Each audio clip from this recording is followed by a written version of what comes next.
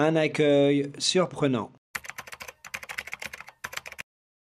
La première fois que je suis venu en Thaïlande en 2001, j'avais 28 ans, j'étais célibataire et plutôt beau gosse. Je me retrouve dans le hall de l'aéroport de Bangkok à attendre mes bagages quand une jolie Israélienne m'accoste et me demande en anglais si je vais à Khao San. Je lui réponds yes et nous partageons un taxi. Elle connaît un hôtel, elle y vient pour rejoindre des amis. Arrivée à l'hôtel, elle me demande si je veux partager la chambre avec elle. Comme tu t'en doutes, j'ai à nouveau répondu yes. Elle retrouve ses amis et je me mets à découvrir seul les alentours en fin d'après-midi. La nuit tombe. Comme tout voyageur célibataire qui vient pour la première fois en Thaïlande et passe une nuit à Bangkok, je décide d'aller voir ces quartiers chauds dont parlent tant d'hommes qui visitent la Thaïlande. Je vais à Patong. Je me balade d'abord et m'installe pour manger mon premier pad thai dans un resto à l'extérieur. Je rentre ensuite dans un bar quasi vide.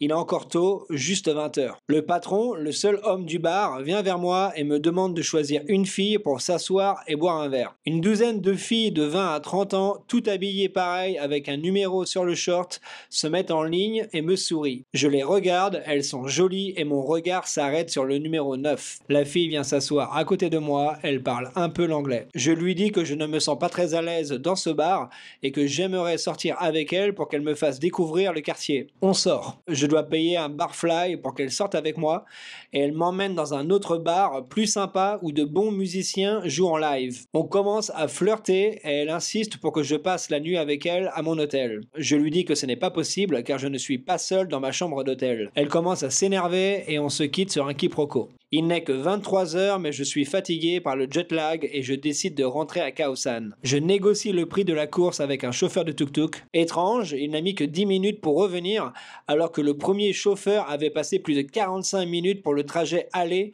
pour le double du prix. J'arrive dans la chambre et l'Israélienne dont je ne me rappelle plus le prénom n'est pas là, mais ses affaires sont toujours là. Je me dis qu'elle va passer la nuit dans la chambre de ses amis. On est au mois de juin, la chambre d'hôtel est petite, il n'y a pas de clim, juste un ventilateur au plafond qui fait un bruit infernal. Je n'arrive pas à dormir, j'éteins puis rallume le ventilateur à plusieurs reprises. Je transpire. Je commence finalement à m'endormir quand j'entends un bruit sur la poignée de la porte. L'Israélienne est de retour. Elle entre dans la chambre, se dirige vers la salle de bain et prend une douche. Pendant ce temps, je rapproche les lits jumeaux pour en faire un grand lit. Elle sort de la salle de bain, me sourit et vient s'allonger sur le lit. Je te passe les détails de la nuit, mais on n'a pas beaucoup dormi et le lendemain à l'aube, je me dis « Tu veux passer ton voyage avec cette fille ou te lancer seul à la découverte de ce pays ?» Je décide de partir seul pour Koh Samet. Après quelques jours passés sur l'île de Samet, je suis arrivé à Pattaya. J'avais flirté avec une fille qui travaillait à la réception de mon hôtel. On a passé plusieurs nuits ensemble à faire la fête dans des restaurants et des discothèques et aussi à faire l'amour dans la chambre d'hôtel. Elle s'appelait Keo, qui veut dire pierre précieuse en thaï. Dans la vie courante, les Thaïs ne se nomment pas par leur prénom officiel, mais par un surnom que leur donne la famille dès le plus jeune âge. J'étais presque à sec la dernière semaine de mon voyage quand Keo se proposa de m'accueillir pendant plusieurs jours dans son appartement à Nak Loa. Quelle ne fut pas ma surprise lorsque j'arrivais avec mon sac de voir sa mère, son père et aussi un nourrisson dans son appartement. Le père était un ancien boxeur thaïlandais d'une 60aine d'années. Il ne parlait pas un mot d'anglais. Il passait ses journées avec une serviette de bain enroulée autour de la taille à regarder des combats de boxe à la télévision nationale. Quand Keo allait travailler à l'hôtel et que sa mère sortait avec le nourrisson pour discuter avec des voisines, je passais plusieurs heures seul avec le père à regarder les matchs. J'avais pratiqué la savate pendant plusieurs années à l'université. Sans parler la même langue, nous exprimions nos émotions par des regards, des gestes et des exclamations complices. Immersion totale dans le quotidien d'une famille thaï pour ce jeune Européen de 28 ans que j'étais dès mon premier voyage en Thaïlande. Le dernier jour, Keo m'a accompagné jusqu'au terminal des bus et m'a payé un ticket pour l'aéroport. On s'est souri et embrassé. Je lui ai offert mon petit appareil photo en gage de remerciement. Je l'ai revu lors de mon second séjour quelques mois plus tard, mais c'est une autre histoire. Pas de perte de temps, on est parti direct sur l'histoire. Alors, on va dire que celle-ci se divise en deux histoires. Donc, la première qui se passe du côté de Khao San. Donc, en général, quand tu viens en Thaïlande pour la première fois et si tu es en mode backpacker, donc qu'est-ce que j'entends par là? Que tu viens avec ton sac à dos, t'as pas une valise, hein, t'as vraiment un sac à dos, t'as déjà fait un peu le tour de l'Asie, t'es un petit baroudeur. Tu veux loger pour pas trop cher, rencontrer des mecs dans le même délire que toi, picoler, faire un peu la fête, tu vas loger à Khao San. La première fois que je suis venu en Thaïlande, j'ai aussi logé à Khao San. Alors en fait, je suis en train de réfléchir, mais la première fois, non, j'étais à Ratchathaiwi, et c'est là que j'ai rencontré ma première copine thaï à l'époque, qui travaillait dans l'hôtel où je dormais, mais ensuite je suis allé à Khao San comme tout backpacker qui se respecte. Histoire de notre poteau qui est sympathique.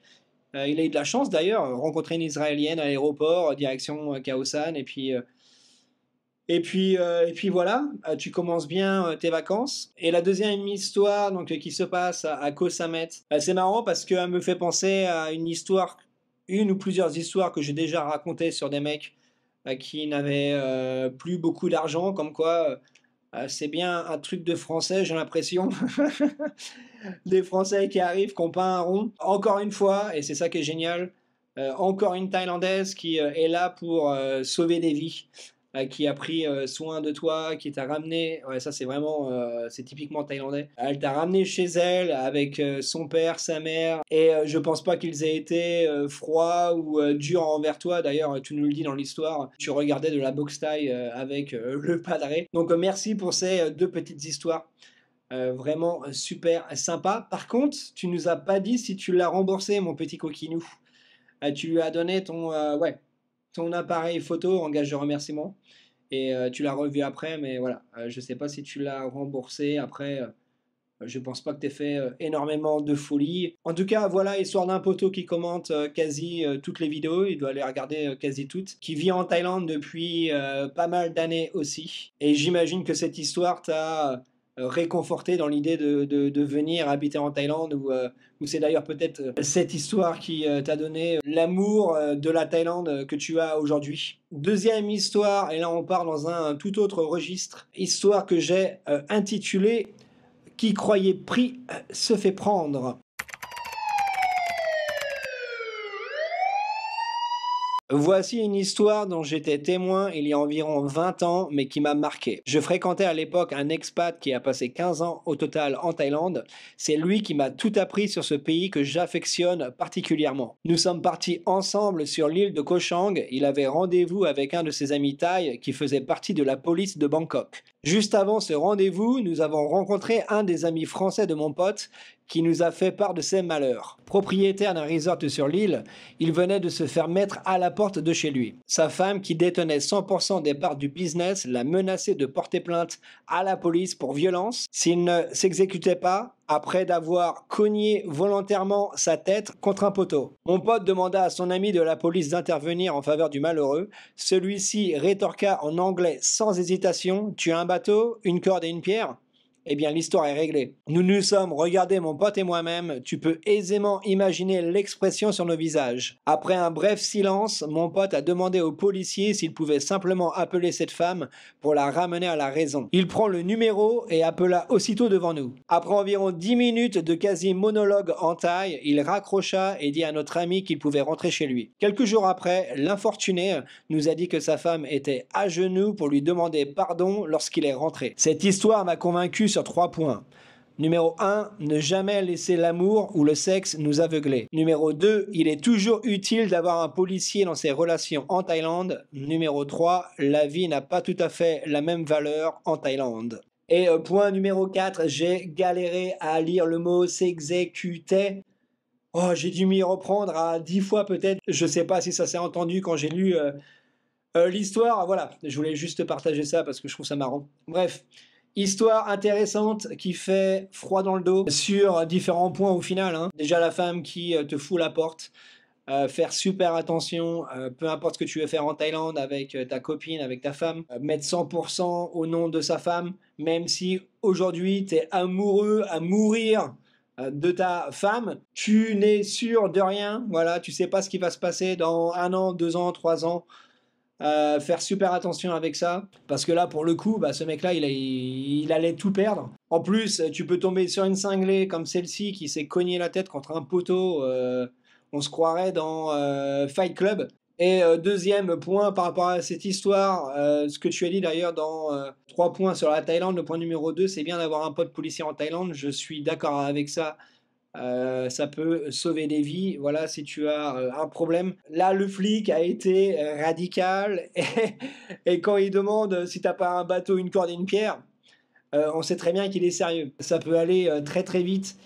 Ici, ça fait, froid dans le dos, mais comme quoi ça a sauvé la vie, du mec parce qu'après 10 minutes au téléphone avec la femme de ce mec, le policier a réussi alors j'aurais bien voulu savoir, ce qu'il lui a dit. Je pense pas qu'il lui ait chanté une berceuse, pour qu'elle revienne ensuite à genoux devant les pieds de son mari. Et ça aurait été aussi intéressant de savoir ce qui s'est passé à la fin. Est-ce qu'ils ont divorcé? Est-ce qu'elle s'est barrée et qu'elle a tout laissé à son mari? On n'en sait rien.